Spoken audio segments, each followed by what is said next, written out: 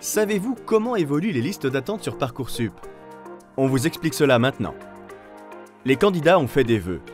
Par exemple, pour la formation A. Leurs dossiers ont été examinés par les enseignants de cette formation. Ces enseignants, réunis en commission, ont classé les candidatures en se basant sur les critères qu'ils ont définis et affichés sur leur fiche de formation Parcoursup. La formation a ensuite renvoyé le classement des dossiers qu'elle a établi à la plateforme Parcoursup. Le premier jour des admissions, la plateforme Parcoursup va envoyer des propositions d'admission aux candidats classés par cette formation. Les autres candidats du classement vont se retrouver en liste d'attente. C'est le cas de Sophie. Elle est en liste d'attente au rang numéro 100.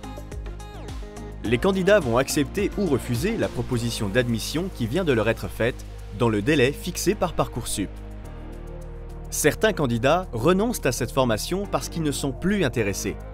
Sophie est toujours intéressée par une place dans cette formation, elle est en attente. Que va-t-il se passer ensuite pour Sophie?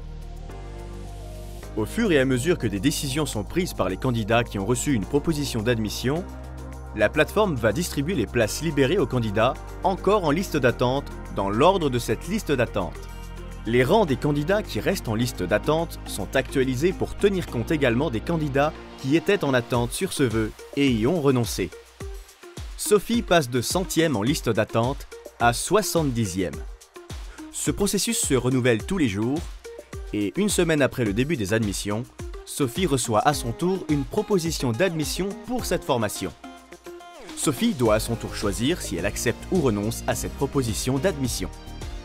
Ce processus se poursuit jusqu'à la fin de la phase principale, tant qu'il reste des candidats en attente sur cette formation.